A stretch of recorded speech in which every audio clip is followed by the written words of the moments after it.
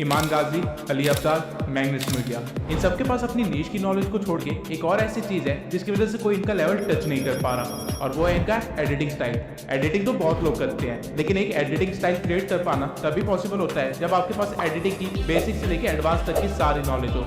और आज मैं आपको यही सिखाने वाला हूँ। इस वीडियो में मैं आपको बेसिक एडिटिंग रिसोर्सेज को ढूंढने से लेके सही तरह से ट्रांजिशन और एनिमेशन लगाने से लेके एडिटिंग साइकोलॉजी और इफेक्ट्स को क्रिएट करने तक सारा काम सिखाऊंगा, वो भी कैपकट पे, जिसको आप फोन पे और पीसी पे दोनों जगह इस्तेमाल कर सकते हो। अगर आपको कैपकट की या एडिटिंग की जीरो नॉलेज भी है तो भी इस वीडियो को पूरा देखना, क्योंकि इस वीडियो के एंड तक आप 90% यूट्यूब क्रिएटर से ज्यादा अच्छी एडिटिंग सीख चुके होंगे। और पूरी वीडियो के दौरान मैं कुछ ना कुछ एडिटिंग साइकोलॉजी सिखाता रहूंगा, तो एक सेकंड को भी स्किप मत करना, वरना हो सकता है आप बहुत ही इंपॉर्टेंट इन्फॉर्मेशन मिस कर दो। तो स्टार्ट करते हैं रिसोर्सेज को कलेक्ट करने से, जिसमें सबसे पहले आता है, जब भी आप किसी एडिट के लिए फुटेजेस कलेक्ट कर रहे होते हो तो उनको हमेशा दो फोल्डर्स में डिवाइड कर दीजिएगा, ए रोल एंड बी रोल। अगर आप फेस कैम वीडियोस बनाते हैं तो आपकी सारी फेस कैम वाली वीडियोस ए रोल में आ जाएगी, और अगर आप बिना फेस शो किए अपनी वीडियोस बनाते हैं तो फिर जो भी आपका डाटा होता है या कटआउट होते हैं या फिर न्यूज आउटलेट्स होते हैं जो कि मैक्सिमम टाइम एजुकेशन और फैक्ट चैनल पे शो किए जाते हैं, वो आप ए रोल के अंदर रख सकते हैं, और वहीं पे सारी स्टॉक फुटेजेस आपकी बी रोल में आएगी। अगर कल को आप एक प्रोफेशनल वीडियो एडिटर बनते हैं तो आपके क्लाइंट्स भी आपको इसी तरह फाइल्स भेजेंगे, और इससे आपके काम करने की एफिशिएंसी बढ़ेगी, क्योंकि अब आपको चीजें ढूंढनी नहीं पड़ेगी, वो एक ऑर्गेनाइज्ड वे में रखी होगी। लेकिन ऑर्गेनाइजेशन तो बात की बात है, सबसे बड़ी प्रॉब्लम तो ये आती है कि स्टॉक फुटेजेस कहाँ से लें, वो भी कॉपीराइट फ्री, और प्रीमियम स्टॉक फुटेजेस से वाटरमार्क कैसे रिमूव करें। तो इसका सॉल्यूशन देखते हैं। अब मैं आपको पेक्सेल्स या पिक्साबेस से फुटेजेस लेने को नहीं कहूंगा, क्योंकि आपको भी पता है कि इन साइट्स पे ज्यादा अच्छी फुटेजेस नहीं मिलती है। इसकी बजाय आप mixkit.co से वीडियो फुटेजेस ले सकते हैं, वो भी 100% कॉपीराइट फ्री, और यहाँ पे आपको स्टॉक फुटेजेस के साथ साथ बैकग्राउंड म्यूजिक, साउंड इफेक्ट्स और वीडियो टेम्पलेट्स भी मिल जाएंगे। लेकिन अगर आपको मिक्सकिट पे अपनी डिजायर्ड क्लिप नहीं मिलती है तो आप एक दूसरी वेबसाइट पे आ सकते हैं जिसका नाम है vidivo.net। इस वेबसाइट पे आपको मैक्सिमम क्लिप्स फ्री में मिल जाएगी, लेकिन जिन क्लिप्स के नीचे ये थंडर का साइन है वो प्रीमियम है और उनको आप यूज नहीं कर सकते हैं। अब इन दोनों वेबसाइट्स का आप यूज कर सकते हैं वीडियो क्लिप्स के लिए, लेकिन एक चीज हमेशा ध्यान में रखना कि आप जो भी क्लिप डाउनलोड कर रहे हैं एक बार उसका लाइसेंस जरूर पढ़ लेना। कई क्लिप्स ऐसी होती है जो कि टोटली रॉयल्टी फ्री होती है, जिसको आप यूज भी कर सकते हैं और मोनेटाइज भी कर सकते हैं। वहीं कुछ क्लिप्स ऐसी होती है जिनको आप यूज तो कर सकते हैं और मोनेटाइज भी कर सकते हैं, लेकिन आपको क्रेडिट देना पड़ता है, क्योंकि अगर आपने क्रेडिट नहीं दिया तो आपके चैनल पे फ्यूचर में कभी कॉपीराइट स्ट्राइक आ सकता है। और इन सबके सिवाय कुछ क्लिप्स ऐसी भी होती है जिनको आप यूज तो कर सकते हैं लेकिन कमर्शियल यूज के लिए नहीं, यानी कि वो मोनेटाइज नहीं होंगी, उसके लिए आपको उनकी रॉयल्टी खरीदनी पड़ेगी। लेकिन अगर आप इन सब झंझट में नहीं फंसना चाहते हैं तो एक वेबसाइट ऐसी भी है जो कि stock videos, background music, sound effects का खजाना है, और इसे काफी सारे बड़े बड़े क्रिएटर्स भी इस्तेमाल करते हैं। इस वेबसाइट का नाम है स्टोरीब्लॉक्स। इस वेबसाइट पे आपको एक से एक अच्छी खासी वीडियो क्लिप मिल जाएगी, और साथ में कई सारे साउंड इफेक्ट्स और बैकग्राउंड म्यूजिक मिलेंगे जो कि काफी डिफरेंट और काफी यूनिक भी है। लेकिन ये वेबसाइट फ्री नहीं है, आपको पर मंथ एटलीस्ट 2000 पे करने पड़ेंगे इसकी सर्विस के लिए। अगर आपके पास इतने पैसे हैं तो I will really suggest you to buy a subscription, लेकिन ऑब्वियसली क्योंकि आप लोग मेरे सब्सक्राइबर्स हैं तो मैं आपकी जेब से इतने ज्यादा पैसे तो नहीं जाने दूंगा। इसलिए मैंने काफी जुगाड़ करने के बाद अपने नेटवर्क में से एक ऐसा बंदा ढूंढा है जो कि आपको 1500 रुपए में 3 मंथ के लिए स्टोरीब्लॉक्स का सब्सक्रिप्शन दिला सकता है। अगर आप अपने बिजनेस के लिए पे कर सकते हैं तो मुझे एक ईमेल करिए विद सब्जेक्ट स्टोरीब्लॉक्स, और पेमेंट के बाद आपको स्टोरीब्लॉक्स का सब्सक्रिप्शन मिल जाएगा। And I request you all कि प्लीज मुझे फ्री के लिए कोई भी ईमेल मत करना, क्योंकि ये चीज मेरे हाथ में नहीं है। जिस बंदे ने मुझे ये ऑफर दिया है उसने साफ मेंशन किया था कि वो इससे कम डिस्काउंट नहीं दे सकता है किसी भी हालत में, वरना मैं आप लोगों को डायरेक्टली एक्सेस दे देता स्टोरीब्लॉक्स का। लेकिन अगर आप पे नहीं कर सकते तो निराश होने वाली कोई भी बात नहीं है, क्योंकि इससे भी बेहतर गिफ्ट है मेरे पास आपके लिए, और वो 100% फ्री है। iStock ये भी एक पेड वेबसाइट है जहाँ पे स्टोरीब्लॉक्स से भी बेटर क्लिप्स मिलती है। फॉर एग्जाम्पल अगर मैं यहाँ पे सर्च करूँ सोशल मीडिया तो आप देख सकते हैं यहाँ पे स्टॉक फुटेज की क्वालिटी कितनी अच्छी है। अब इनमें से आपको जो भी स्टॉक फुटेज चाहिए आपको उसका बस हेडिंग को कॉपी कर लेना है और फिर आ जाना है कैनवा प्रो पे। यहाँ आने के बाद आपको 16:9 की कैनवस को सिलेक्ट करना है और एलिमेंट पे जाके आपने जो कॉपी किया था उसे पेस्ट कर देना है, और फिर यहाँ से वीडियोस को सिलेक्ट करके थोड़ा सा स्क्रॉल करने के बाद आपको एग्जैक्टली सेम क्लिप मिल जाएगी, जिसको आप कैनवस के साइज पे फिक्स कर सकते हैं और डाउनलोड कर सकते हैं। और अगर आपको एग्जैक्टली सेम क्लिप ना भी मिले तो भी आपको उससे मिलती जुलती काफी सारी अच्छी क्लिप्स मिल जाएगी, जिसको आप टोटली इस्तेमाल कर सकते हैं। लेकिन अगेन आप लोग सोचे होंगे कि आपके पास तो कैनवा प्रो भी नहीं है, तो let me tell you Canva pro का एक्सेस आपको कहीं से भी मिल जाएगा। इवन यूट्यूब पे सर्च करने पे आपको हजारों ऐसी वीडियोस मिल जाएगी जहाँ से आप कैनवा प्रो को ले सकते हैं। और अगर आप इतनी मेहनत नहीं करना चाहते हैं तो मैं आपको एक वेबसाइट बता देता हूँ जहाँ पे आपको कैनवा प्रो का एक्सेस फ्री में मिल जाएगा, बिंगो टिंगो। इस वेबसाइट पे आने के बाद आपको हल्का सा स्क्रॉल करना है और यहाँ पे आपको एक टेम्पलेट मिलेगा गेट कैनवा। आपको इस पे क्लिक करना है जहाँ पे आपको 1 मिनट वेट करना पड़ेगा और फिर आपको कैनवा प्रो मिल जाएगा। अब ये चीज़ मैं आपको डिटेल में करके नहीं दिखा रहा हूँ क्योंकि यूट्यूब पे इसके लाखों ट्यूटोरियल ऑलरेडी पड़े हुए हैं, तो आपको कैनवा प्रो कहीं से भी मिल जाएगा। बस आपको एक चीज़ का ध्यान रखना है कि जो भी क्लिप आपने कैनवा से डाउनलोड की होगी उसको 10 सेकंड से ज़्यादा इस्तेमाल मत करना और क्लिप के साथ कोई वॉइस ओवर या हल्की सी एडिटिंग होना बहुत जरूरी है। आप ऐसा नहीं कर सकते कि कैनवा से सारे क्लिप को डाउनलोड कर ले और एक चैनल बना दे जहाँ पे आप स्टॉक फुटेजेस डालते हो और उसे मोनेटाइज करवा ले। वो चैनल कभी ना कभी स्ट्राइक की वजह से टेक डाउन हो जाएगा। कैनवा आपको क्लिप तो देता है लेकिन यूज करने के लिए उस पर आपको हल्की सी एडिटिंग तो करनी पड़ेगी। अब चाहे वो वॉइस ओवर के थ्रू या फिर उसके ऊपर कोई ओवरले या टेक्स्ट या कुछ भी हो सकता है, लेकिन प्लेन क्लिप बिल्कुल भी मत डालना। अब बी रोल्स के लिए आपको वीडियो क्लिप तो मिल जाएगी, लेकिन हमारा काम सिर्फ वीडियो क्लिप से नहीं होने वाला है। हमें चाहिए तो इसके लिए आपको आ जाना है एक वेबसाइट पे जिसका नाम है freepik.com। यहाँ पे आपको आइकन्स को सिलेक्ट कर लेना है और लाइसेंस में आप देख सकते हैं कि यहाँ सारे आइकन्स फ्री है और PNG फॉर्मेट में है। यहाँ पे आपको लोगोस के साथ साथ काफी यूजफुल आइकन्स मिल जाएंगे जो कि आप अपनी वीडियो में इस्तेमाल कर सकते हैं। और अगर आप एसेट्स में सिर्फ आइकन को सर्च करें और लाइसेंस में आके फ्री पे क्लिक करते तो यहाँ पे आपको कई सारे आइकन पैक्स भी मिल जाएंगे, वो भी टोटली फ्री, जिनको लेटर ऑन आप ग्लोइंग इफेक्ट भी दे सकते हैं और कुछ ऐसा बना सकते हैं। इसके सिवाय अगर आप इमोजीज का यूज करते हैं अपनी वीडियोस में तो वो बोरिंग से येलो इमोजीज इस्तेमाल करने की बजाय आप गूगल पे सर्च कर सकते हैं एनिमेटेड इमोजीज और गिटहब की वेबसाइट पे आने के बाद आपको यहाँ पे मनपसंद इमोजी मिल जाएगी, वो भी एनिमेटेड फॉर्म में, जो कि एज अ GIF डाउनलोड होगी, वो भी टोटली फ्री। और ये सारी आपकी वीडियो को बोरिंग से काफी ज्यादा एक्साइटिंग बना देगी। अब स्टॉक फुटेजेस भी है आपके पास और इमोजीज और आइकन्स भी है आपके पास, लेकिन इस तरह के मोशन बैकग्राउंड्स नहीं है। तो ये आपको मिलेंगे मेरे टेलीग्राम चैनल पे, जहाँ मैंने 120 से भी ज्यादा मोशन ग्राफिक डाल रखे हैं और साथ में काफी सारे साउंड इफेक्ट्स भी दे रखे हैं। और इसी के साथ साथ मैंने अभी अपने टेलीग्राम चैनल पे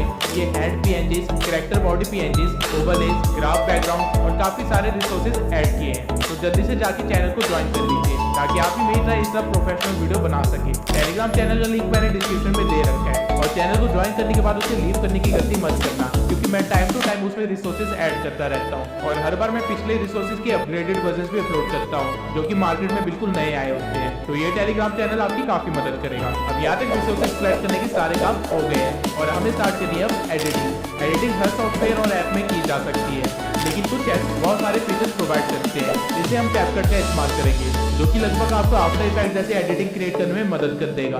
अब मैं अपनी सारी वीडियोस कैपकट PC में एडिट करता हूँ, लेकिन सेम एडिटिंग फोन में भी पॉसिबल है। और ऐसा मैं इसलिए कह रहा हूँ क्योंकि स्टार्टिंग की कुछ वीडियोस मैंने एक्चुअली में फोन में ही एडिट की थी और इस ट्यूटोरियल में मैं आपको फोन से ही एडिट करके दिखाऊंगा। एंड इससे पहले कि मैं आपको मेरे जैसे इफेक्ट्स क्रिएट करना सिखाऊं, मैं आपको वो सारे फीचर्स बता दूंगा कैपकट के जो कि एक्चुअली में हम वीडियोस में इस्तेमाल करते हैं, जिसकी वजह से हम एक्चुअली में इफेक्ट क्रिएट कर पाते हैं। और वीडियो के एंड में मैं एक्चुअली में आपको 30 सेकंड की क्लिप एडिट करके दिखाऊंगा जो कि एक इंट्रो टाइप होगी, जिससे आपको एक अच्छा सा आइडिया मिल जाएगा कि मैं किस तरह एडिटिंग करता हूँ। और उस 30 सेकंड की क्लिप में मैं जितने हो सकता है उतने सारे फीचर्स को इस्तेमाल करके दिखाऊंगा ताकि आप कैपकट को भी अच्छे से सीख पाए और साथ में इफेक्ट्स को क्रिएट करना भी अच्छे से सीख पाए। तो शुरू करते हैं।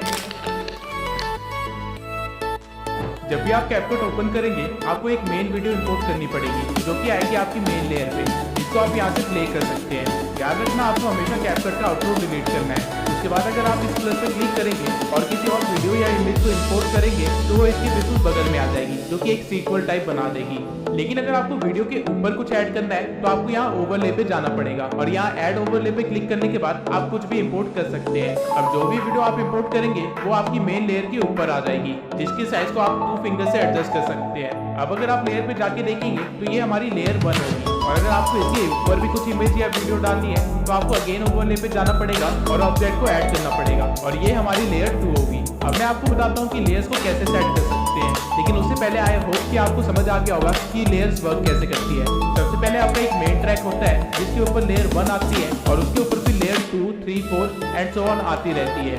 ऊपर वाली लेयर हमेशा नीचे वाली लेयर को ढकने का काम करती है। अब मान लेते हैं जब आप एडिटिंग कर रहे होंगे तो आपने काफी सारे लेयर्स को ऐड कर दिया होगा जिसे आप ड्रैग करके चेंज नहीं कर सकते हैं। तो आपको बस क्लिप को सिलेक्ट करना है और लेयर में जाके उसको लेयर नंबर चेंज कर देना है। अब भले ही मेरी क्लिप लेयर 1 पे है और इंस्टा वाली क्लिप लेयर 2 पे, लेकिन जैसे मैं इस क्लिप को लेयर 2 करूंगा इंस्टा PNG हाइड हो जाएगा क्योंकि कैपकट ने ऑटोमेटिकली इंस्टा PNG को लेयर 1 बना दिया। अब अगर मुझे इंस्टा PNG वापस लाना है तो बस मैं उसको सिलेक्ट करूंगा और वापस से लेयर 2 बना दूंगा और अब मुझे दोनों चीजें विजिबल होगी। तो इससे आप ये तो समझ ही गए होंगे कि डजंट मैटर आपकी क्लिप टाइमलाइन में कहाँ पे है, आपको बस उसकी लेयर नंबर सही रखने हैं। अब चलते हैं ब्लेंडिंग मोड पे।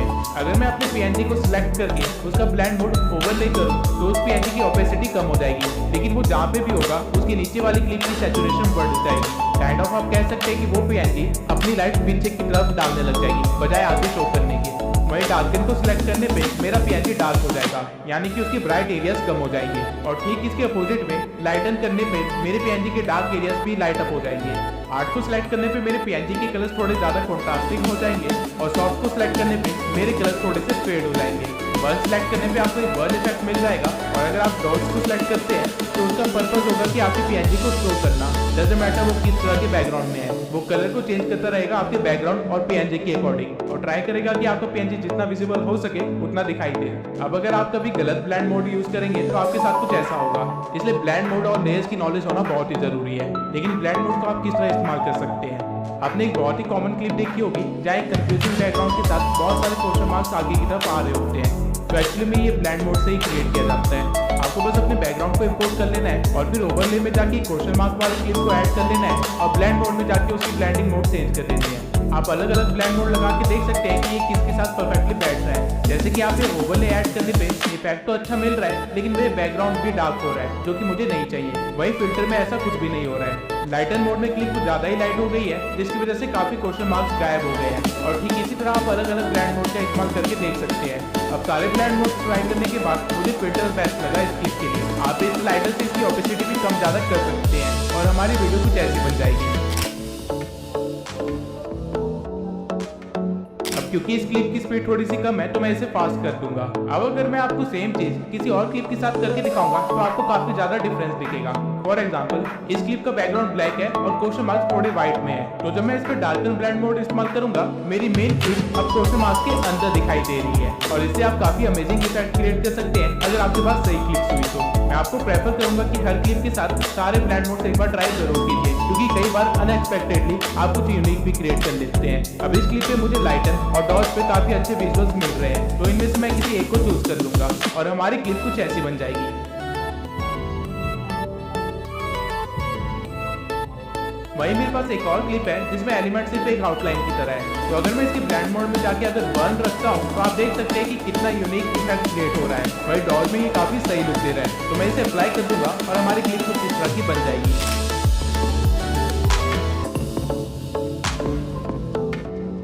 तो बिल्कुल ठीक इसी तरह आप लेयर्स और ब्लेंड मोड का इस्तेमाल करके काफी सारे अलग अलग चीजें क्रिएट कर सकते हैं। और अगर आपको ये चीज सही से यूज करनी आ गई तो आप काफी सारे सिनेमैटिक इफेक्ट्स भी क्रिएट कर सकते हैं, वो भी सिर्फ ब्लेंड मोड से। अब आते हैं की-फ्रेम जितनी पावरफुल चीज है कि इसके बिना आफ्टर इफेक्ट जैसा सॉफ्टवेयर भी किसी काम का नहीं है। आप जो भी मूवमेंट या एनिमेशन टाइप देखते हैं उन सब में की-फ्रेम का इस्तेमाल किया जाता है, लेकिन एक्चुअल में की-फ्रेम होते क्या है? अगर मैं इजी वे में एक्सप्लेन करूं तो की-फ्रेम का काम होता है डाटा को कलेक्ट करना और अगले डाटा तक यानी अगले की-फ्रेम तक उसे स्मूथली कैरी आउट करना। यानी अगर मैं स्क्रीन पे यहाँ पे एक पीएनजी लगा दूं और उसके बाद उसके ऊपर एक की-फ्रेम लगा दूं तो ये की-फ्रेम इस पीएनजी का सारा डाटा कलेक्ट कर लेगा कि ये पीएनजी स्क्रीन पे कहाँ पे है, कितने एक्सिस पे है, इसका साइज कितना है, इसका कलर क्या है और साथ में जितनी भी प्रॉपर्टीज आप इमेजिन कर सकते हैं उस सबको ये कलेक्ट कर लेगा।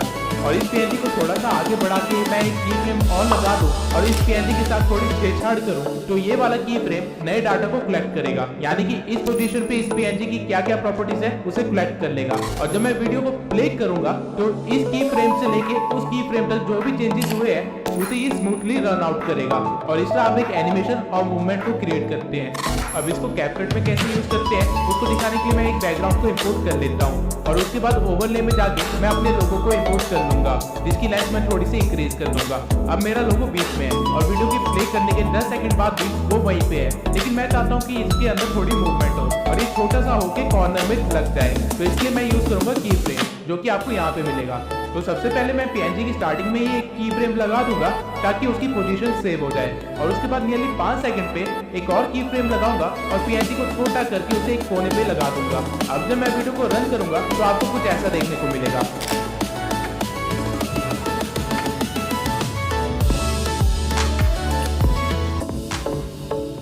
अब आपने नोटिस किया कि 5 सेकंड के बाद मेरा पीएनजी वहीं पे रुका रह गया, क्योंकि उसके लिए अब वो की फ्रेम ही ओरिजिनल वैल्यू थी। अब आई होप कि आपको की फ्रेम्स के बेसिक कॉन्सेप्ट तो समझ आ गए होंगे और इससे आप हजारों और लाखों इफेक्ट्स क्रिएट कर सकते हैं। लेकिन जब आप की फ्रेम को यूज करेंगे तो हो सकता है आप कुछ गलतियां करें और आपका टाइम वेस्ट ना हो, इसलिए मैं कुछ और चीजों को एक्सप्लेन कर देता हूँ। अब इस क्लिप में मान लेते हैं आप चाहते हैं कि पहले आपका लोगो साइड में जाए और फिर एंड में ओरिजिनल पोजीशन पे वापस आ जाए। तो इसके लिए आप क्या करेंगे, आप अपने लोगो को सिलेक्ट करेंगे और उसके एंड में आके एक और की फ्रेम लगा देंगे और फिर अपनी पोजीशन को चेंज करके उसे बीच में रख देंगे जहाँ पे वो स्टार्टिंग में था। और प्ले करने पे आपको कुछ ऐसा दिखेगा। स्टार्टिंग में ये कॉर्नर में जाना स्टार्ट करेगा और 5 सेकंड के बाद वो डायरेक्टली बीच में आना स्टार्ट कर देगा बिना रुके। लेकिन अगर आप चाहते हैं कि ये कोने में जाके कुछ सेकंड के लिए रुके और फिर वापस आ जाए, तो आपको कोने वाले की फ्रेम के पास आना है और उसके कुछ सेकंड की दूरी पे ही एक और की फ्रेम दे देना है और पोजीशन में फर्क ना आए इसलिए लास्ट वाले की फ्रेम को डिलीट कर देना है। अब मैं चाहता हूँ कि 5 से लेकर 7 सेकंड तक ये लोगो यहीं पे कोने में बना रहे, तो मैं यहाँ पे एक की फ्रेम डाल दूंगा और उसके बाद लास्ट में आके एक फाइनल की फ्रेम लगा दूंगा और लोगो को दोबारा बीच में ले आऊंगा। अब वीडियो प्ले करने पे हमें कुछ ऐसा इफेक्ट मिलेगा। पहले ये कोने पे जाएगा, फिर वहीं पे रुकेगा और फिर वापस अपनी लोकेशन पे आ जाएगा। अब मैं बताता हूँ कि हमने कितने की फ्रेम्स लगाए। सबसे पहला की फ्रेम हमने अपनी ओरिजिनल लोकेशन को सेव करने के लिए लगाया था। उसके बाद यहाँ पे हमने दूसरा की फ्रेम लगाया जिससे हमारा लोगो कोने में पहुंच गया। तीसरा की फ्रेम हमने कुछ सेकंड के बाद लगाया, लेकिन हमने लोगो की प्रॉपर्टीज को चेंज नहीं किया, तो अगर बैक एंड में कोई ट्रांजिशन हुई भी है तो वो विजुअली हमें नहीं दिखाई देगी। लेकिन की फ्रेम लगाने पे उसने डाटा कलेक्ट जरूर किया। और फिर लास्ट में आके मैंने एक और की फ्रेम दिया जहाँ पे मैंने लोगों को उसको ओरिजिनल पोजीशन पे ले आया। अब आई होप आपकी की फ्रेम के सारे बेसिक्स क्लियर हो गए होंगे। अब की फ्रेम से एक छोटा सा एनिमेशन मैं आपको अभी के अभी बना के दिखाता हूँ। तो स्टार्टिंग में मैं अपने लोगों को ऊपर भेज दूंगा और एक की फ्रेम लगा दूंगा। उसके बाद 2 सेकंड की करीब मैं एक दूसरा की फ्रेम लगाऊंगा और अपने लोगों को बीच में ले आऊंगा। अगर आपने किसी पीएनजी या क्लिप पे एक बार की फ्रेम लगा दिया है तो दूसरी बार आपको की फ्रेम लगाने की जरूरत नहीं है। जब भी आप उसकी पोजीशन या प्रॉपर्टीज को चेंज करेंगे तो की फ्रेम अपने आप ही लग जाएगा। अब इस वीडियो में थोड़ा सा और आगे बढ़ने के बाद मैं एक और ओवरले को ऐड करूंगा और उसे भी ऊपर भेज दूंगा और थोड़ा सा आगे बढ़ने के बाद उसे भी बीच में ले आऊंगा। अब जब स्टेपग्राफ का लोगो बीच में आया तो मैं चाहता हूँ कि मेरा लोगो साइड में चला जाए। तो जैसे स्टेपग्राफ का लोगो बीच में आया है, मैं अपने लोगो को सिलेक्ट करूंगा और की फ्रेम लगा के अपने लोगो को एक साइड में रख दूंगा। अब इसे क्या एनिमेशन बनेगी ये देख लेते हैं।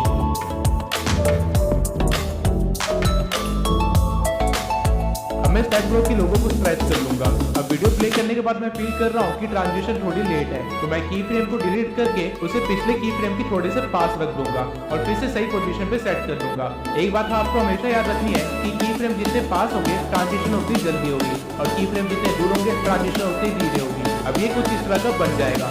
अब जो मैंने अपने लोगों के साथ किया है वही मैं स्टेपग्राफ के लोगों के साथ भी करूंगा और एक डिकोडिंग वाइटी का लोगो ऐड कर लूंगा सेम एनिमेशन के साथ। तो इसे मैं थोड़ा सा फास्ट फॉरवर्ड कर देता हूँ। अब आपकी फाइनल ट्रांजिशन कुछ ऐसी दिखेगी।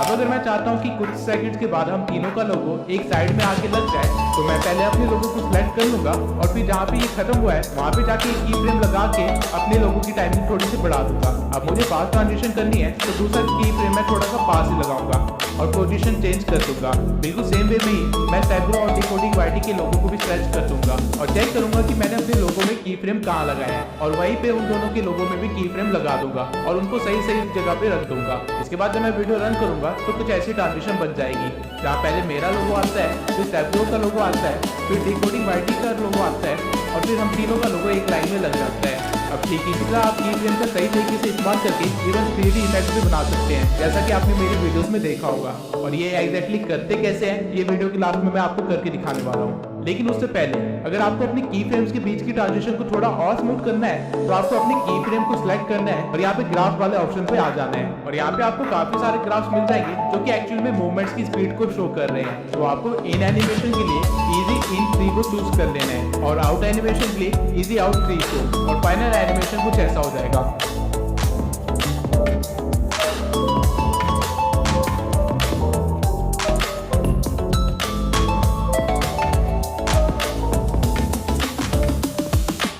अब अगर आपने नोटिस किया तो टाइमलाइन पे मेरी क्लिप रेड कलर की शो हो रही है, लेकिन वही स्क्रीन पे मेरी क्लिप व्हाइट कलर की शो हो रही है। तो ऐसा मैंने कैसे किया?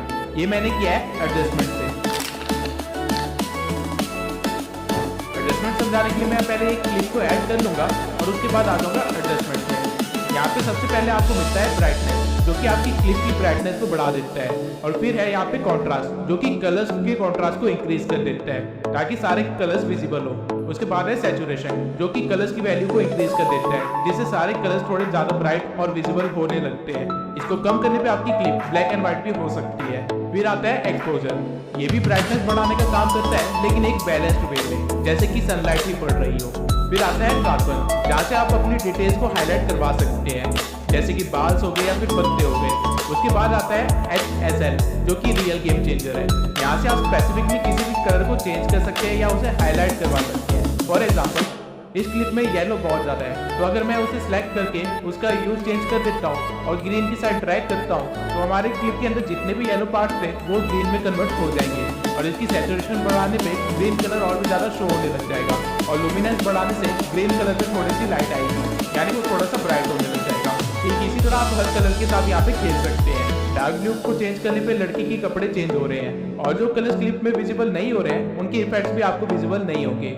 लेकिन हर क्लिप में हर तरह के कलर्स होते हैं, इसलिए सिर्फ उन्हीं कलर्स को चूज कीजिए जिनको आप चेंज करना चाहते हैं, बाकी कलर्स के साथ छेड़छाड़ मत करना। और ध्यान रहे कि कभी भी ऑरेंज को ज्यादा चेंज मत करना, क्योंकि आपकी स्किन का कलर भी ऑरेंज ही होता है, तो उसको चेंज करने पे आपकी स्किन का कलर भी चेंज होगा। अब HSL के साइड में आपको मिलता है ग्राफ, जहाँ आप RGB कलर्स की क्वालिटी के साथ कुछ ज्यादा ही कस्टमाइज वे में छेड़छाड़ कर सकते हैं, और अगर आप व्हाइट ग्राफ को छेड़ेंगे तो आपकी क्लिप की लाइट पे फर्क पड़ेगा। अब RGB हमारे प्राइमरी कलर्स होते हैं, जो कि हर क्लिप में अवेलेबल होते हैं, इसलिए यहाँ पे उनके ग्राफ दिए गए हैं। उसके बाद है हमारे पास यहाँ पे हाईलाइट्स, जो कि क्लिप्स के अंदर लाइट वाले एरियाज को अफेक्ट करते हैं। इसको आप बढ़ा भी सकते हैं और कम भी कर सकते हैं। वही साइड में आपको मिलेंगे शैडोज, जो कि डार्क एरियाज को अफेक्ट करता है, और टेम्परेचर से आप विंटर या समर वाला इफेक्ट दे सकते हैं। व्यू अगेन आपकी कलर्स को चेंज करने का काम करता है, लेकिन एक बैलेंस वे में, और फेड आपकी वीडियो को थोड़ा सा कम कॉन्ट्रास्टिंग कर देता है। उसके बाद आपके पास आती है वैग्निटी, जिससे आप अपने क्लिप के कॉर्नर्स को या तो लाइट कर सकते हैं या फिर डार्क डाउन कर सकते हैं, और ग्रेन से आप अपनी क्लिप को थोड़ा सा क्रिस्पी बना सकते हैं। अब अगर आप ओरिजिनल वीडियो और फाइनल वीडियो को देखेंगे तो इसमें आपको काफी ज्यादा फर्क फील होगा।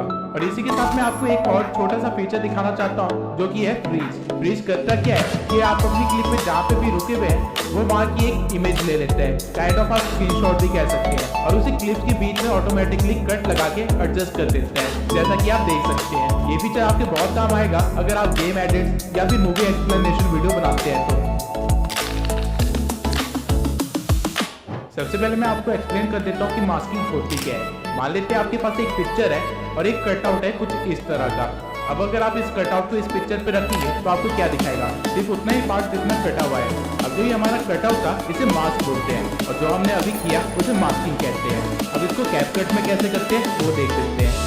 सबसे पहले हम एक बैकग्राउंड ले लेंगे और फिर जाएंगे मास्क में। यहाँ आपको तरह तरह के मास्क मिल जाएंगे, और जिस भी मास्क को आप चूज करेंगे उसका कटआउट आपके पास आ जाएगा। अब मैं स्टार को जहां मर्जी घुमाऊं, स्टार के नीचे का एरिया यानी कि हमारा बैकग्राउंड हमें विजिबल होगा, और अगर आप नीचे इस एरो को हल्का सा खींचेंगे तो इसका फेदर इंक्रीज हो जाएगा, यानी आपके स्टार्स के कॉर्नर्स थोड़े फेड होने लग जाएंगे और थोड़े से एक्सपेंड होंगे, जिससे आपको कुछ ऐसा मिलेगा। सेम वे में आप अलग अलग मास्क को यूज कर सकते हैं, और आप अपने मास्क के साइज को भी चेंज कर सकते हैं। और यही अगर आप मिरर या सर्कल के मास्क के फेदर्स को हल्का सा इंक्रीज करेंगे तो आपको काफी सारे अच्छे इफेक्ट्स मिल जाएंगे। और इन सारे मास्क में हॉरिजॉन्टल मास्क सबसे ज्यादा यूज किया जाता है। अब मैं मास्क का इस्तेमाल करके आपको एक एनिमेशन बना के दिखाता हूँ। तो सबसे पहले मैं अपने बैकग्राउंड को इंपोर्ट कर लूंगा और फिर अपने लोगो को इंपोर्ट करूंगा। अब मैं चाहता हूँ कि मेरा PNG कुछ सेकंड्स के बाद स्क्रीन पे आए, तो मैं स्टार्टिंग के कुछ सेकंड्स के बाद अपने PNG को लगा दूंगा जहाँ वो एकदम से शो होगा। लेकिन अगर मैं इसे रन करूँ तो आप देख सकते हैं कितने प्लेन वे में शो हो रहा है, जो कि बहुत ही बेकार एनिमेशन बनेगी। मैं अपने बैकग्राउंड को चूज करूंगा और यहाँ मास्क में आ जाऊंगा और रेक्टेंगल मास्क को चूज कर लूंगा और इसे पूरा स्केल कर दूंगा ताकि स्टार्टिंग में मेरा कोई भी सीन कट आउट ना हो, और फिर लगा दूंगा एक की फ्रेम। उसके बाद हम थोड़ा सा आगे बढ़ेंगे जहाँ मेरा लोगो अपीयर होगा, और उससे पहले भी एक की फ्रेम लगा देंगे क्योंकि मुझे एक फास्ट इफेक्ट चाहिए। और फिर थोड़ा सा आगे बढ़ के जैसे मेरा लोगो अपीयर होता है वहाँ मैं एक और की फ्रेम लगा दूंगा, और फिर एडजस्टमेंट में जाके एक्स एक्सिस और वाई एक्सिस को कम कर दूंगा। अगेन एक रेक्टेंगल बना लूंगा जिसको मैं दो फिंगर से हल्का सा टिल्ट करके डायगोनली रख दूंगा और फेदर को इंक्रीज कर दूंगा कुछ इस तरह। इसके बाद हमारी एनिमेशन कुछ इस तरह की बन जाएगी। पहले नॉर्मली एक बैकग्राउंड चलता है, फिर एक फास्ट इफेक्ट के साथ मेरा लोगो अपीयर होगा। इसी तरह आप मास्किंग से काफी सारे यूनिक चीजें क्रिएट कर सकते हैं। फॉर एग्जांपल ये सारे इफेक्ट्स मास्किंग से बने हैं, और वीडियो के एंड में मैं आपको मास्किंग से एक बहुत ही प्रोफेशनल इफेक्ट क्रिएट करके दिखाऊंगा। और मास्किंग के बाद जो एलिमेंट आप सबसे ज्यादा अपनी वीडियोस में यूज करेंगे और जिसके बिना वीडियोस भी अधूरी होती है वो है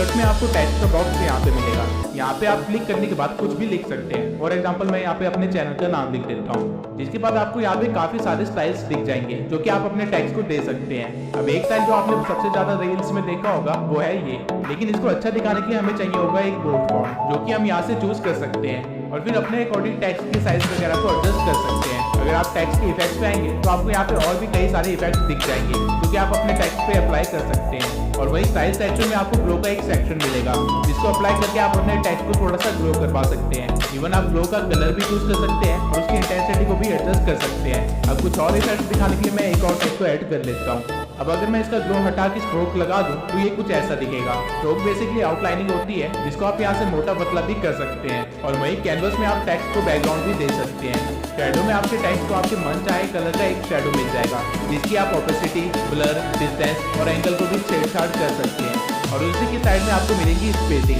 जिसमें आप अपने टेक्स्ट की अलाइनमेंट को, टेक्स्ट के बीच की स्पेस को और लाइंस के बीच की स्पेस को एडजस्ट कर सकते हैं। और स्पेसिंग के साइड में आपको मिलेगा बोल्ड, इटैलिक और अंडरलाइन का फीचर। अब मैं एक बार इफेक्ट्स में जाके इस टेक्स्ट को एक इफेक्ट दे दूंगा और फिर जाऊंगा एनिमेशन में। यहाँ पे आपको अपने टेक्स्ट के लिए काफी सारी एनिमेशन मिल जाएगी। इन एनिमेशन को बेसिकली 3 कैटेगरी में डिवाइड किया गया है, इन, आउट और लूप। इन एनिमेशन से आप अपने टेक्स्ट को किस तरह लाना चाहते हैं उसको कंट्रोल कर सकते हैं। आउट एनिमेशन से आप अपने टेक्स्ट को किस तरह वापस भेजना चाहते हैं इस चीज को डिसाइड कर सकते हैं। और लूप एनिमेशन में आपको काफी सारे इफेक्ट्स वगैरह मिलते हैं। और इवन इस स्लाइडर से आप एनिमेशन के ड्यूरेशन को भी डिसाइड कर सकते हैं। वहीं अगर एनिमेशन की साइड में मैं यहाँ बबल पे चला जाऊँ तो आपका टेक्स्ट एक बबल में आ जाएगा।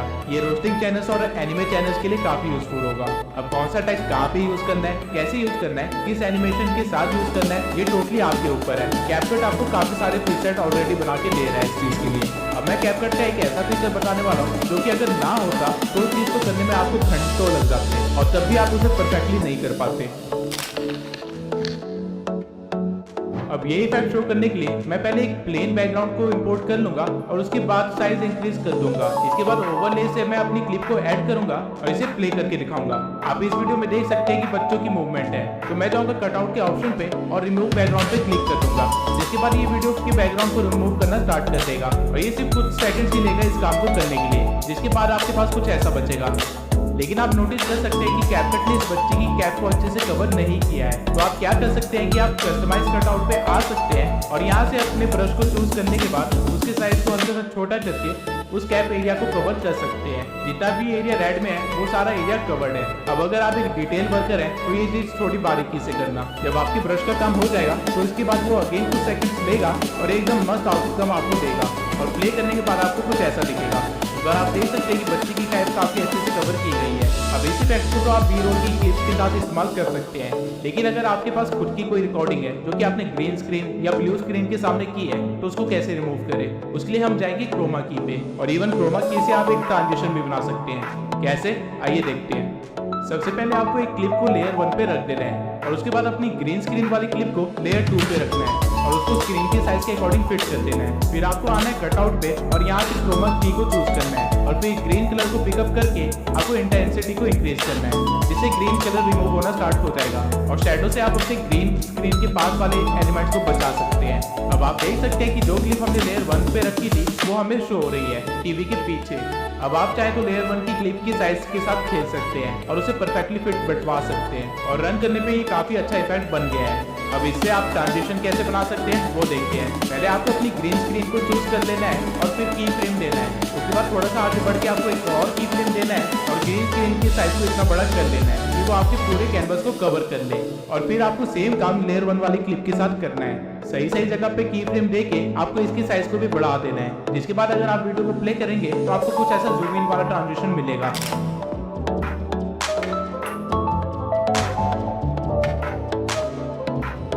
अभी इस ट्रांजिशन में अपर स्पेस दिख रही है तो हम बीच में आएंगे और लेयर 1 को सेट करेंगे और ऐसे ही थोड़े थोड़े सेकंड्स पे इसे सेट कर देंगे, जिसके बाद फाइनली कुछ ऐसा बन जाएगा।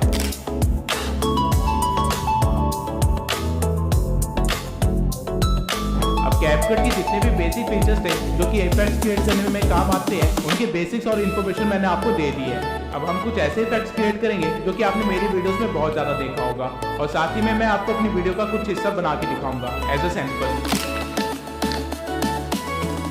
आपने इस तरह की काफी रील्स देखी होंगी जहाँ डांस स्टेप्स या म्यूजिक बीट के साथ कैमरा भी हिलता है, लेकिन ये क्रिएट कैसे करते हैं आइए देखते हैं। सबसे पहले मैं एक बैकग्राउंड क्लिप को ऐड कर लूंगा जहाँ पे एक बंदा ब्रेक डांस कर रहा है। अब आप देख सकते हैं कि कैमरा की मूवमेंट बहुत ही कम है और हमारे डांसर की मूवमेंट काफी ज्यादा। तो इसे रील जैसे बनाने के लिए हम जाएंगे कैमरा ट्रैकिंग पे और यहाँ पे फेस को चूज करके हम स्टार्ट ट्रैकिंग पे क्लिक कर देंगे, जिसके बाद कैपकट ये ट्राई करेगा कि हर टाइम वो बंदे की फेस को स्क्रीन के बीच में रखे और इस चीज के लिए वो हमारे कैमरा को बार बार शिफ्ट करेगा और स्केलिंग वगैरह के साथ भी थोड़ा छेड़छाड़ करेगा। आप बैकग्राउंड में देख सकते हैं कि आपकी क्लिप के साथ क्या हो रहा है। ये कुछ सेकंड्स का टाइम लेगा और आपको एंड में रिजल्ट कुछ ऐसा देगा। अब आप देख सकते हैं कि उसने बैकग्राउंड को कितना ज्यादा हिलाया है और क्योंकि मेरा ब्लर कैनवस ऑन है इसलिए बैकग्राउंड ब्लैक नहीं दिख रहा है, लेकिन ऐसे तो हमारी वीडियो खराब हो जाएगी। तो इससे बचाने के लिए आप क्या कर सकते हैं कि आप फिट कैनवस को ऑन कर सकते हैं, जिससे आपकी क्लिप थोड़ी सी क्रॉप तो हो जाएगी लेकिन काम हो जाएगा। अब एक चीज आपको हमेशा ध्यान में रखना है, अगर आप ऐसी कोई वीडियो शूट कर रहे हैं तो आपको हमेशा उसे वाइड एंगल में शूट करना है, ताकि अगर वीडियो को बाद में क्रॉप करना भी पड़े तो भी आपकी मूवमेंट छुपे ना। अब आप देख सकते हैं कि हमारे कैमरा की मूवमेंट कितनी ज्यादा हो गई है और वो हमारे कैरेक्टर की मूवमेंट से भी मैच हो रही है। अब इसे थोड़ा सा और प्रोफेशनल बनाने के लिए हम जाएंगे इफेक्ट्स में और वीडियो इफेक्ट्स में जाके वाइब्रेशन फ्लैश को चूज कर लेंगे और इसकी स्पीड और ग्लो को थोड़ा सा बढ़ा देंगे, रेंज को थोड़ा सा कम कर देंगे और इसी वीडियो की स्टार्टिंग में लाके पूरी वीडियो पे स्ट्रेच कर देंगे और हमारे पास कुछ ऐसा क्रिएट हो जाएगा।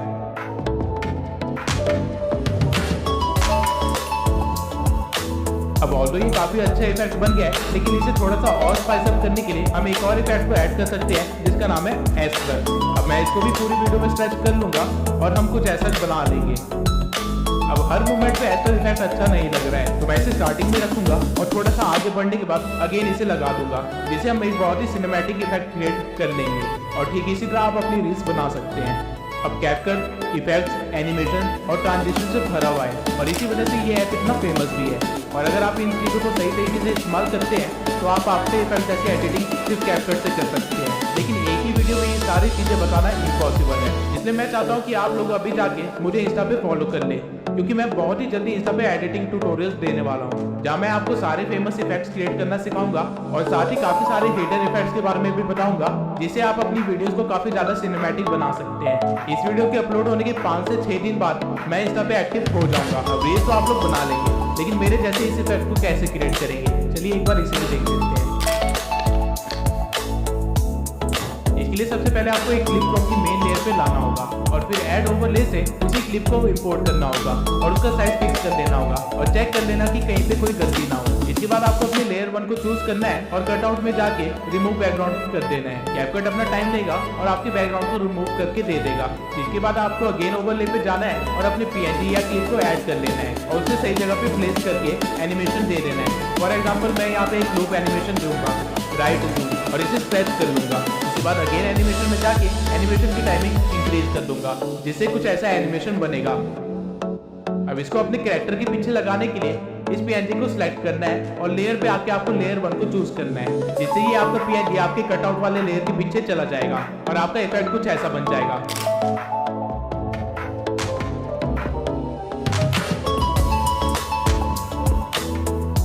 तो ये काफी अच्छा इफेक्ट बन गया है, लेकिन इसमें थोड़ा सा और वीडियो इफेक्ट देके इसे हम और इंटरेस्टिंग बना सकते हैं। आपको इफेक्ट में आके एज ग्लो को चूज कर देना है और ऑब्जेक्ट में जाके अपने पीएनजी वाले ओवरले पे डाल देना है और इसे स्ट्रेच कर देना है। अब अगर हमारा पीएनजी ग्लो कर रहा है तो हमारा बैकग्राउंड थोड़ा सा डार्क होना चाहिए, तभी एक अच्छा कॉन्ट्रास्ट बन पाएगा। तो इसलिए हम दोबारा जाएंगे वीडियो इफेक्ट्स पे और यहाँ से स्मार्ट क्राफ्ट को चूज कर लेंगे और इसे भी स्ट्रेच कर लेंगे, जिसके बाद हमारी फाइनल क्लिप कुछ ऐसी बनेगी।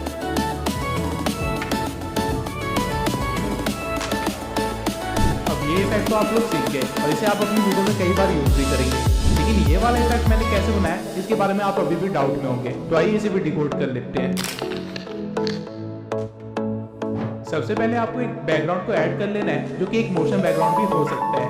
उसके बाद आपको टेक्स्ट पे आके एक टेक्स्ट को ऐड कर लेना है, फॉर एग्जांपल सब्सक्राइब मी, और स्टाइल में जाके आप पहले से एक फॉन्ट दे सकते हैं और उसके बाद इसके साइज को चूज कर सकते हैं और इसे थोड़ा सा अच्छा बनाने के लिए इसे ग्लो भी दे सकते हैं और फिर हम टेक्स्ट की साइज को थोड़ा सा बड़ा कर देंगे और फिर इस पे अप्लाई कर देंगे ये, जिससे आपका टेक्स्ट अपने आप वीडियो के एंड तक बना रहेगा। अब आपको इस वीडियो को कर लेना है एक्सपोर्ट और फिर वापस कैपकट पे आके वही बैकग्राउंड ले आना है और फिर ओवरले में आके अपनी एक्सपोर्टेड वीडियो को ऐड कर लेना है और इसके साइज को सेट कर देना है। जिसके बाद आपको जाना है मास्क में और यहाँ आके आपको सर्कल मास्क चूज कर लेना है और उसे फिर स्टार्टिंग में प्लेस करके आप एक की फ्रेम लगा सकते हैं। इसके बाद आप जहाँ भी चाहे उसकी लोकेशन को सेट कर सकते हैं और बार बार की फ्रेम लगा सकते हैं। फॉर एग्जाम्पल यहाँ पे मैं एक सीधी लाइन में बार बार इसे रोकूंगा और की फ्रेम लगा दूंगा और लास्ट की फ्रेम में मैं इसका साइज पूरा बढ़ा दूंगा ताकि हमारा टेक्स्ट पूरा विजिबल हो जाए। अब आप देख सकते हैं कि आपने कुछ ऐसा क्रिएट कर दिया है, लेकिन यहाँ पे एक चीज की कमी है और वो है एक पीएनजी। तो हम दोबारा ओवरले में जाएंगे और एक मैग्नीफाइंग ग्लास का पीएनजी डाउनलोड कर लेंगे। अब लेयर 1 में जहाँ मैंने मास्क के की फ्रेम्स लगाए थे एग्जैक्टली सेम जगह पे मैं अपने पीएनजी पे भी की फ्रेम्स लगा दूंगा ताकि हमारा मास्क और हमारा पीएनजी एक साथ मूव करे। और लास्ट की फ्रेम में मैं अपने पीएनजी को नीचे गायब कर दूंगा जिससे हमारी वीडियो कुछ ऐसी बन जाएगी।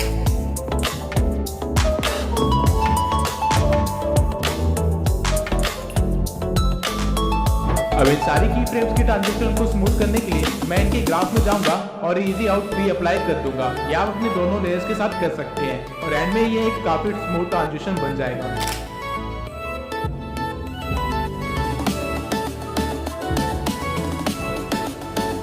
अब मैं एक बार आपको सारे इफेक्ट्स वगैरह यूज करके एक छोटा सा इंट्रो टाइप बना के दिखाता हूँ जिससे आपको अच्छा सा आइडिया हो जाएगा कि किस तरह एडिटिंग की जाती है।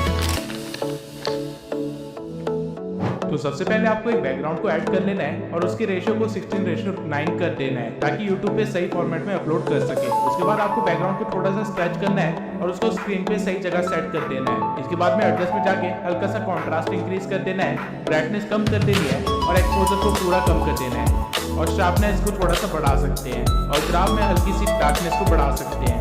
इसके बाद हम ऐड करेंगे ओवरले ईमान गाजी का और इस ओवरले के ड्यूरेशन को थोड़ा सा बढ़ा देंगे। फिर करेंगे हम इसकी एनिमेशन की फ्रेम से। सबसे पहले स्टार्टिंग में मैं एक की फ्रेम लगाऊंगा और इसे हाइड कर दूंगा। फिर थोड़ा सा आगे बढ़ के इस ओवरले को नीचे लाएंगे और की फ्रेम लगा देंगे। उसके बाद थोड़ी देर इसे बीच में ही रहने देंगे और फिर आगे बढ़ के दोबारा से एक की फ्रेम लगाएंगे और फिर आगे बढ़ के इसे साइड में कर देंगे। अब ओवरले की जरूरत मुझे पूरे 30 सेकंड पड़ेगी तो मैं इसे स्ट्रेच करके बढ़ा दूंगा। अब जहाँ हमने पिछले की फ्रेम लिए थे वहीं से हमें ग्राफ में जाना है और इजी आउट को चूज कर लेना है तो आपकी एनिमेशन कुछ इस तरह की बन जाएगी। अब इसको साइड में मैंने क्यों भेजा वो अभी देखते हैं। जिस की फ्रेम पे ये साइड में जाना स्टार्ट करता है वहां मैं एक और ओवरले ऐड कर लूंगा अली अब्दाल का। इसे भी थोड़ा सा स्ट्रेच कर लेंगे और बिल्कुल सेम एनिमेशन देंगे ईमान गाजी वाला और फिर हमारी एनिमेशन कुछ इस तरह की बन जाएगी।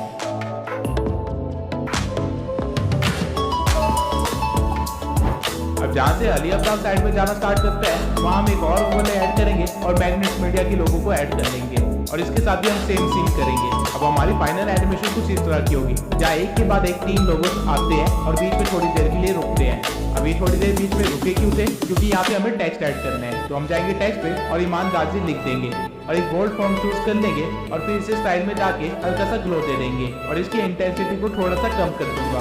इसके बाद मैं एनिमेशन में जाऊंगा और इन एनिमेशन में जाके ग्लिच एनिमेशन दे दूंगा और इसकी ड्यूरेशन को थोड़ा और कम कर दूंगा और फिर आउट एनिमेशन में जाके अगेन मैं ग्लिच को चूज करूंगा और उसकी ड्यूरेशन को भी कम कर दूंगा और उसके बाद बाहर आके टाइमलाइन में मैं टेक्स्ट की ड्यूरेशन को कम कर दूंगा जिसके बाद हमें कुछ ऐसा देखने को मिलेगा। अब सेम चीज मैं अली अब्दाल और मैग्नेट्स मीडिया के साथ भी करूंगा और एंड में हमारे पास कुछ ऐसा क्रिएट हो जाएगा।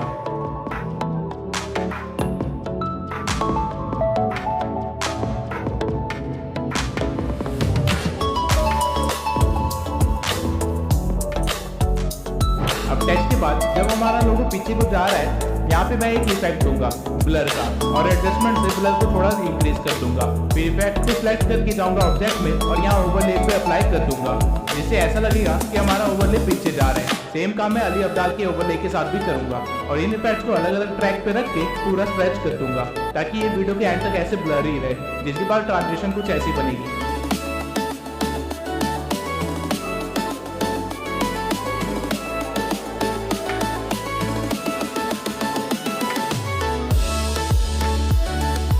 अब ये तो था नॉर्मल सा फोकस इफेक्ट, लेकिन अब अगर हमें चाहिए कि हम इसे 3D में कन्वर्ट करें तो वो कैसे करेंगे। तो इसलिए आपको मैग्नेट मीडिया के टेक्स्ट से थोड़ा सा आगे आना है और अपने बैकग्राउंड को जूम कर लेना है काफी ज्यादा। पूरा जूम नहीं करना है लेकिन काफी ज्यादा जरूर करना है और फिर एक की फ्रेम लगा देना है। अब जहाँ आपने की फ्रेम लगाया है वहीं पे आपको सारे ओवरलेस पे भी की फ्रेम लगा देना है ताकि ट्रांजिशन में कोई फर्क ना आए। उसके बाद फिर से आपको मेन बैकग्राउंड को सिलेक्ट करना है और थोड़ा सा आगे बढ़ के एक और की फ्रेम दे देना है और अपने बैकग्राउंड को जूम आउट कर देना है। फिर सेम जगह पे आपको सारे ओवरलेस पे की फ्रेम देना है और उनके साइज को छोटा करना है। अब मैग्नेट्स मीडिया ने काफी ज्यादा स्पेस ले रखी है तो सबसे पहले मैं ऐसे ही छोटा करूंगा और फिर इसके अकॉर्डिंग मैं बाकी 2 ओवरलेस को भी छोटा करके इनके पीछे रख दूंगा। अब एक बार प्ले करके देखते हैं कि हमने क्या क्रिएट किया है।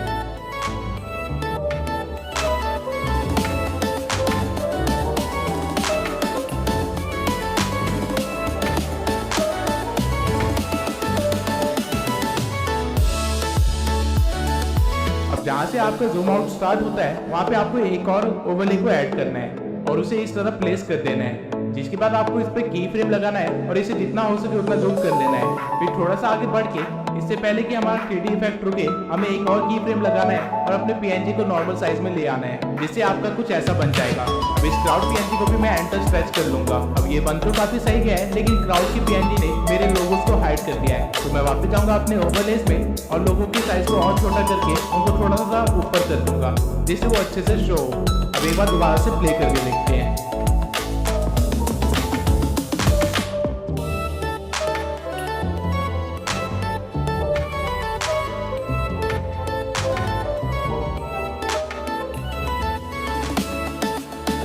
इफेक्ट तो काफी अच्छा बन गया है, लेकिन इनकी ट्रांजिशन को स्मूथ करने के लिए मैं हर जगह ईजी आउट 3 लगा दूंगा। अब मुझे हल्का सा फील हुआ कि की फ्रेम मेरा थोड़ा जल्दी खत्म हो गया है, तो उसे डिलीट करके हम थोड़ा सा आगे बढ़ेंगे और की फ्रेम लगा देंगे और साइज सेट कर देंगे। अब जब हमारा 3D इफेक्ट बन गया है तो हम इसमें कुछ और एलिमेंट्स को भी ऐड करेंगे, जैसे कि टेक्स्ट, और टेक्स्ट को सही स्टाइल और ग्लो देने के बाद उसे सही जगह पे रख देंगे और टेक्स्ट की ड्यूरेशन भी वीडियो के एंड तक बना देंगे। इसके बाद हम अपने टेक्स्ट पे लगाएंगे एक एनिमेशन फ्लिकर का और इसकी स्पीड को थोड़ा सा बढ़ा देंगे। अब टेक्स्ट के अपीयर होने के कुछ सेकंड्स के बाद मैं एक स्प्लिट लगाऊंगा और राइट हैंड साइड वाले टेक्स्ट को चूज करके उसके ग्लो में जाके उसकी इंटेंसिटी और ग्लो दोनों इंक्रीज कर दूंगा और इसमें से एनिमेशन हटा दूंगा, तो इससे कुछ ऐसा इफेक्ट बनेगा।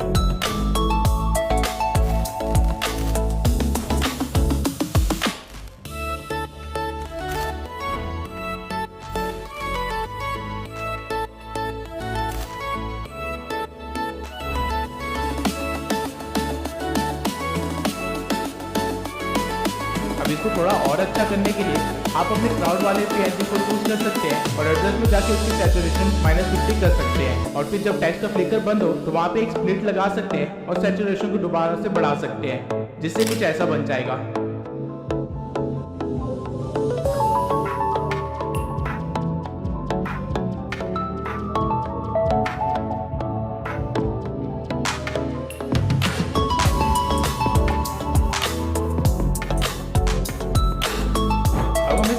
पार्ट चाहिए था, तो हम आगे के सारे हिस्से को डिलीट कर देंगे और फिर सीक्वल को एक स्मूथ ट्रांजिशन के साथ स्टार्ट करने के लिए मैं लास्ट सीन का एक एसेस ले लूंगा और अपने टाइम लाइन में आके उसे ऐड कर दूंगा और क्रॉप में जाके उसे भी 16:9 में कन्वर्ट कर दूंगा। इसके बाद मैं एक ओवरले लगाऊंगा जहाँ पे नीचे मैं ग्रीन स्क्रीन को लगा दूंगा, जिसमें से मैं ग्रीन स्क्रीन को रिमूव कर दूंगा क्रोमा की पे जाके और अपने स्क्रीनशॉट को सही जगह पे एडजस्ट कर दूंगा। अब इन दोनों सीक्वल के बीच में आने वाले व्हाइट बॉक्स पे अगर आप क्लिक करेंगे तो यहाँ पे आपको काफी सारे ट्रांजिशन मिल जाएंगे।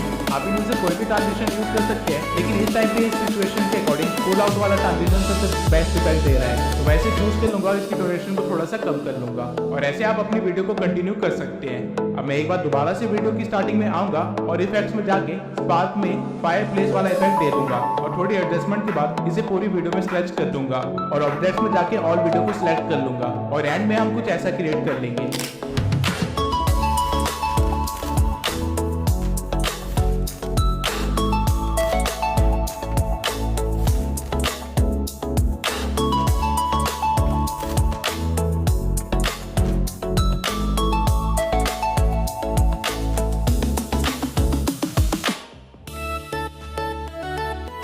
अब आपने एडिटिंग के बेसिक से लेके काफी अमेजिंग इफेक्ट्स बनाने तक का काफी कुछ सीख लिया है, लेकिन ये कैसे पता चलेगा कि कहाँ पे क्या सीन क्रिएट करना है या फिर कुछ नया और अनोखा कैसे क्रिएट करें या फिर उसका एडिटिंग स्टाइल कैसे क्रिएट करें, जैसे कि बड़े क्रिएटर्स ने किया है। तो मैं आपको बताता हूँ कि एक एडिटर की साइकोलॉजी क्या होती है। अगर आप एक न्यू एडिटर है जिसे ज़्यादा कुछ एडिटिंग का नहीं आता है, तो बजाय इसके कि आप टाइम पे एडिट कंप्लीट करें, आपको ये देखना चाहिए कि आप क्या क्या नए इफेक्ट्स क्रिएट कर सकते हैं और किस तरह उन इफेक्ट्स को अपनी वीडियो में इस्तेमाल कर सकते हैं। मैंने जिस एडिटिंग के साथ ये चैनल स्टार्ट किया था वो मैंने सिर्फ 7 दिन में ही सीखा था और ये इसलिए पॉसिबल हो पाया था क्योंकि जब मैं अपनी वॉइस ओवर को सुन रहा था तो मैं दिमाग में एक वीडियो क्रिएट कर रहा था जहाँ मैं इमेजिन कर रहा था कि वॉइस ओवर के इस पार्ट पे कुछ इस तरह के सीन आएंगे। ऑल्दो मुझे नहीं पता था कि वो सीन्स कैसे क्रिएट करते हैं और ना ही मेरे अंदर एडिटिंग स्किल्स थी, लेकिन इसलिए मैं अपनी इमेजिनेशन पे लिमिटेशन नहीं लगाता था और होता ये था कि जब मैं एडिटिंग करने बैठता था तो मुझे वो सीन क्रिएट करने ही होते थे, डजंट मैटर मुझे कितना टाइम लगे। कई बार मैंने 2 सेकंड के सीन के लिए 2-2 घंटे भी निकाले हैं। जब मैं एडिटिंग करने बैठता था तो मैं उन सीन्स को कैसे क्रिएट कर सकते हैं और जिस सॉफ्टवेयर पे मैं एडिट कर रहा हूँ उस पे कैसे क्रिएट कर सकते हैं, इसके कई सारे ट्यूटोरियल्स देखता था, जिसकी वजह से मैं वो इफेक्ट क्रिएट कर पाता था। और इसी तरह मैंने 7 दिन के अंदर इतनी अच्छी एडिटिंग सीख ली थी। और इवन 7 दिन के बाद जब मैंने अपनी पहली वीडियो अपलोड करी और उसके बाद जब मैंने 3 वीडियो एडिट कर ली थी और मेरी एडिटिंग स्टाइल में कितना फर्क आया है वो आप खुद जाके देख सकते हैं। सेम चीज मैं आज तक फॉलो करता हूँ और इसलिए मेरी एडिटिंग इतनी इंप्रूव होती जा रही है टाइम के साथ। और अगर आप भी एक अच्छे एडिटर बनना चाहते हैं तो मैं आपको प्रेफर करूंगा कि आप इसी चीज को फॉलो करें। आपका मेन फोकस हमेशा इफेक्ट क्रिएट करने में होना चाहिए, टाइम डजंट मैटर, क्योंकि एक बार आपने इफेक्ट क्रिएट कर लिया तो उसको आप कई बार अलग अलग वे में इस्तेमाल कर सकते हैं। ये सारी चीजें टोटली आपकी इमेजिनेशन पे है। लेकिन अब आप कहेंगे कि हम तो इमेजिन भी नहीं कर पाते किस टाइप से क्या सीन लाएं, तो इसके लिए मैं आपको एक ही चीज सजेस्ट करूंगा कि आप थोड़ा और कंटेंट कंज्यूम करना स्टार्ट करें। आप अपनी न्यूज में काफी सारे चैनल्स को देखें और साथ में अलग न्यूज के चैनल्स को भी देखें कि वो किस तरह एडिट करते हैं। जब आप अच्छा खासा कंटेंट कंज्यूम करेंगे तो आपका दिमाग अपने आप काम करना स्टार्ट कर देगा कि इस टाइप के मेरे को कुछ ऐसा सीन चाहिए होगा और फिर आपको बस उसको क्रिएट करना होगा। और अगर आप कोई चीज इमेजिन कर सकते हैं तो उसे क्रिएट भी कर सकते हैं। अपनी इमेजिनेशन पे गलती से भी लिमिटेशन मत लगाना ये सोच के कि मुझे नहीं आता क्रिएट करना या फिर मेरे पास कोई सॉफ्टवेयर ही नहीं है।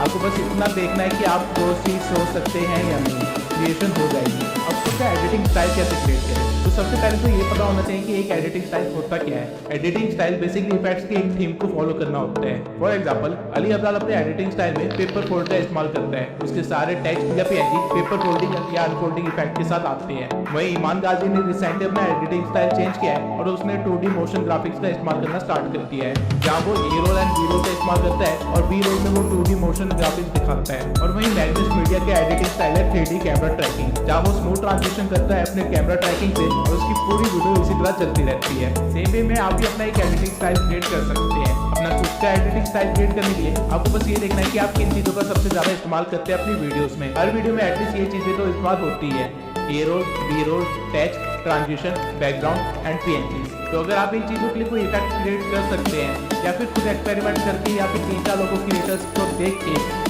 उनका कुछ मिक्स करके बना सकते हैं, तो आप खुद का एडिटिंग स्टाइल भी बना सकते हैं। अब ये एक काफी लंबा प्रोसीजर है और मुझे भी 15 से ज्यादा वीडियोस लगी अपनी एडिटिंग स्टाइल को चेंज करने में, और अभी भी मैं अपने एडिटिंग स्टाइल को क्रिएट करने में लगा हुआ हूँ। तो इसमें आपको जल्दबाजी करने की कोई जरूरत नहीं है, क्योंकि एडिटिंग एक लर्निंग प्रोसेस है। आप कभी भी एडिटिंग को ये नहीं कह सकते कि मैंने पूरी एडिटिंग सीख ली है, क्योंकि जब भी आपको